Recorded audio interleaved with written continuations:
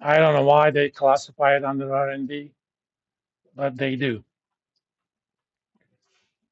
So if you get, uh, sometimes we call this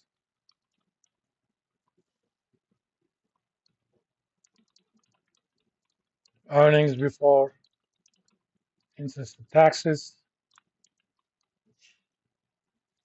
roughly speaking, or EBIT. This is also known as the operating income. That's equal to gross profits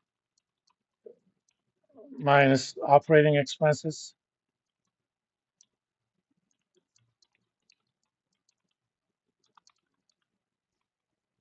If you divide operating income by revenue, you get operating margin.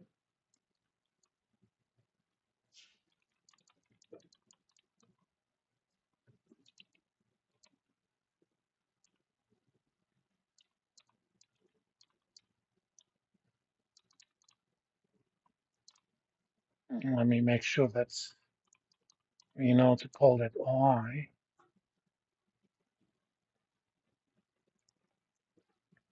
For example, let's look at, uh, let's go back to Starbucks. Their operating income is 5.490 divided by revenue. So they're keeping about 15 cents out of every $100 sale before they have to worry about financing costs like interest or taxes. Again, that's a different audience. Or alternatively, you can calculate what's called overhead margin, divide the operating expenses by the revenue. So that's 4,555 divided by 36,475. You know, Starbucks spends about $12 of every $100 sales on the overhead. That's obviously a number that you want to keep low. For example, let's see what that was 2 years ago, 3 years ago. Uh,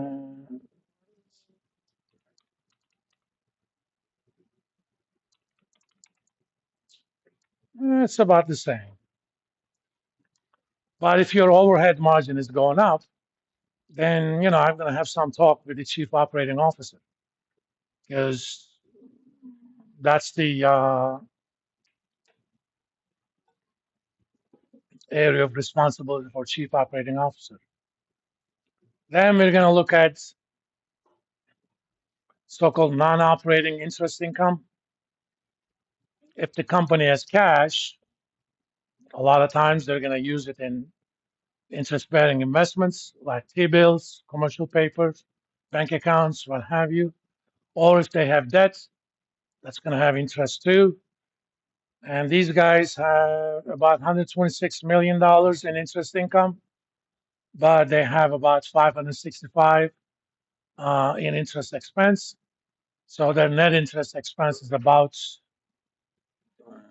I don't have to guess, 439. Since this says interest income, the negative, remember, negative income is expense.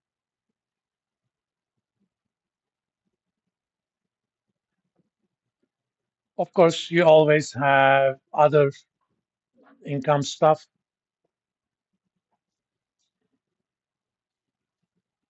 Every once in a while, you have special charges. Alrighty. So EBIT minus net interest expense.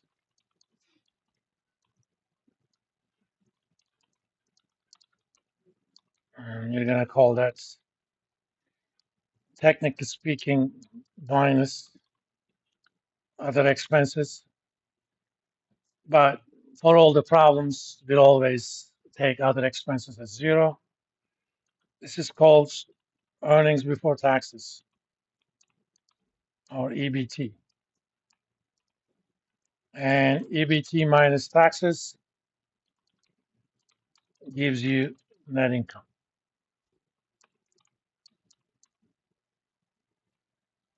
If you have a tax rate, taxes are EBT times tax rate, or net income equals EBT times 1 minus tax rate.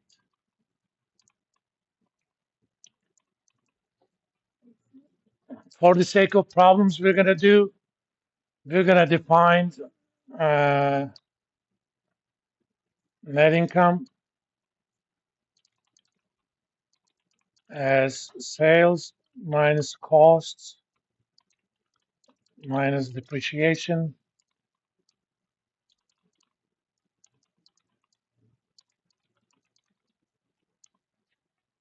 When we say costs, those are costs other than depreciation and interest. So they could be part of cost of goods sold, operating costs, what have you.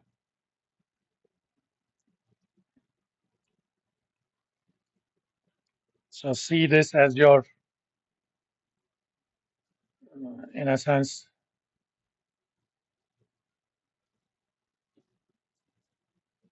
oops,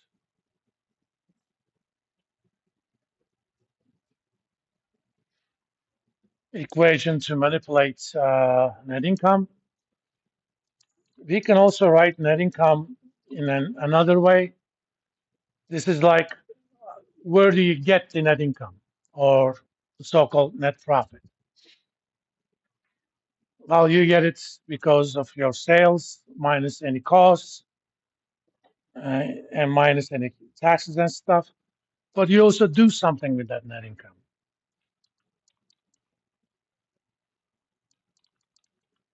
Dividends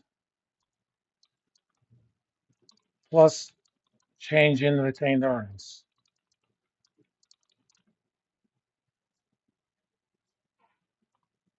or addition to retained earnings. Sometimes I'm going to give you dividends and retained earnings or change in retained earnings. I'll tell you sales, depreciation, cost, and tax rate. I'm going to ask you to figure out what the interest expense is.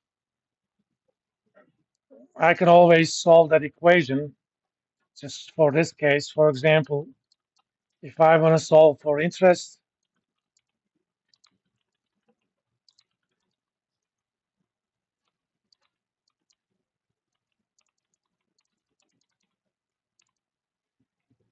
you can use that as a formula and use it algebraically.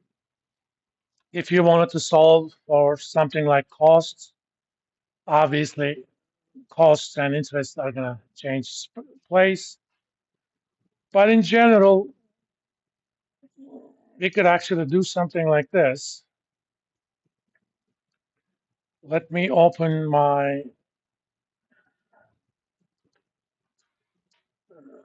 solver template.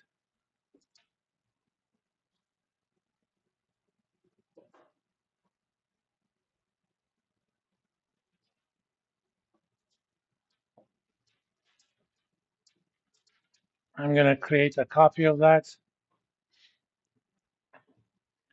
I could basically create my problem.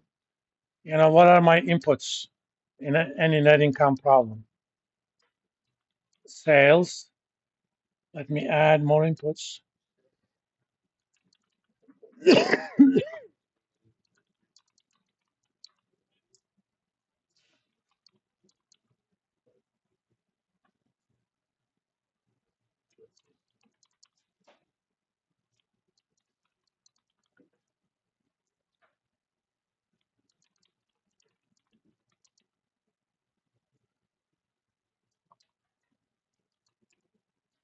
Okay.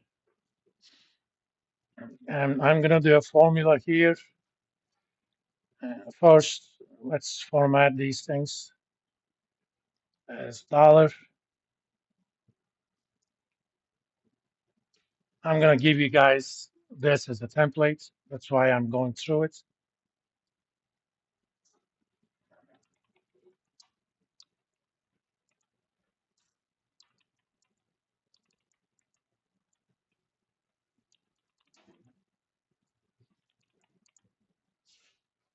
My tax rate is going to be percentage numbers. Let's say, all right. If I knew all the inputs, I could calculate net income, right? Sales minus costs minus depreciation minus interest and minus